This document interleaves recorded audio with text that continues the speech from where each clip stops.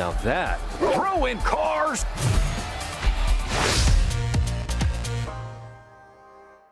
Indie gaming fans, I have a treat for you today, and no, it doesn't include me howling, but instead I will be talking about the game Wolfstride.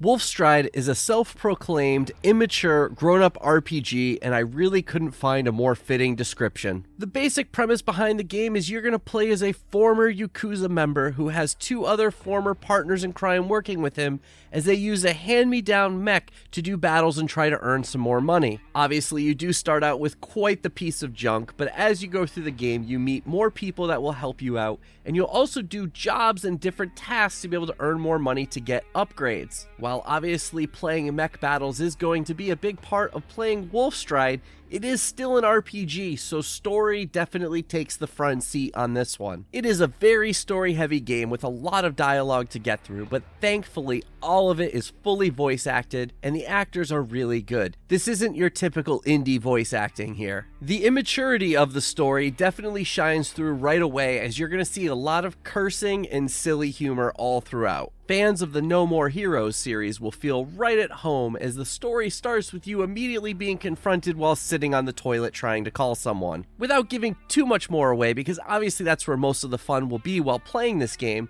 I do want to say that you're going to also run into some talking animals, and that's going to lead to a lot of wacky situations and more of the humor of the story. And also the story is not as simple as just, oh, I want to make more money. It starts getting a lot more involved where people are kind of confronting things that they've done in their past and kind of just living their weird lives that they have now. Those who are going to be playing a game looking for just gameplay and not a lot of story, this is not going to be for them. This really is an RPG, and the story is the main focus. Within the first couple of hours, I really only did a couple of mech battles, and one of them was just the tutorial. Anybody familiar with reviews that I've done previously on this channel will know that I'm not a huge fan of story when it comes to gaming. It's just not what I'm looking for. But even I have to admit that the story in Wolfstride is very well done, and I was extremely entertained while playing. So while it is a little bit annoying at first how it does take a couple of hours to set everything up, once it gets going and opens, you really do get to choose how you want to play the game. So to borrow another comparison to No More Heroes, there are various jobs that you can complete to be able to earn some money to be able to buy some upgrades. These come in the form of little mini games that are pretty simple to play that have you do things like delivering packages or digging up some treasure.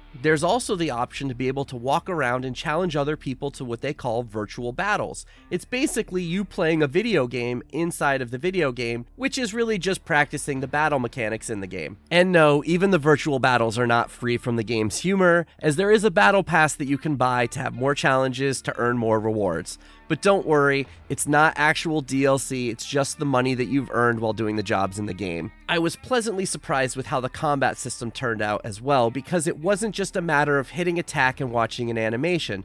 There's a surprising amount of depth. Each opponent that you're going to face is going to be unique, and they're going to have different attacks and different styles of fighting. And you need to go into that battle knowing what's going to be the best way to take them on. This includes going into the battle with the correct armor as well as offensive maneuvers to be able to use against them. You also can target specific body parts, as they each have their own specific use in battle, and that goes for also which ones you need to defend on your own. My main gameplay gripe has to do with the travel system. There is a world map that just has a list of the different places that you can go to, and you click on which one you want.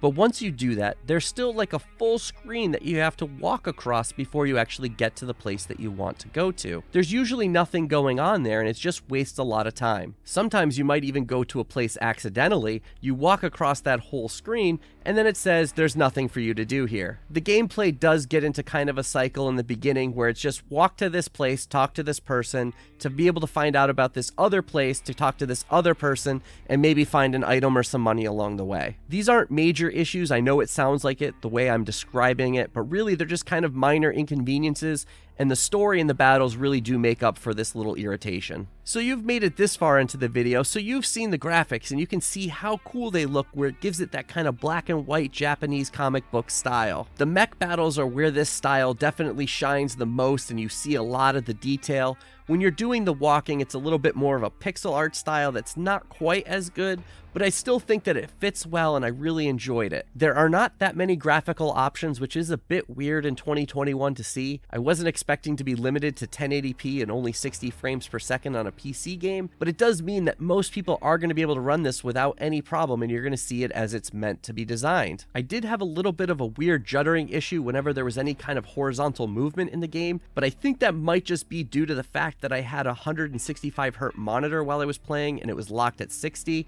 but I don't have other games that do this, so it's just something to be mindful of if you have a similar setup. And finally, the last great note we can talk about with this game is the fact that the music is fantastic. There's different songs based on which area you're going to be in, and there's even a little jukebox in the bar where you can unlock even more songs to play. They all vary in styles and tempos, and it really just was cool to be able to see what else you're going to hear next.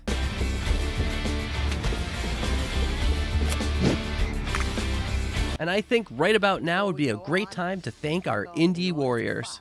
Bill T, Christian Cruz, Kevelo, Mitchell Hall, Chris Jackson, Nathan Moore, Adriana Amato, CJR, C Coyle, Skeptism, Holly, Julian Colbus, Jen Rose, Jesse, CPM, Bunny, JRS the 8th, Ray Lynn, Marky Mint, and Dave Hart.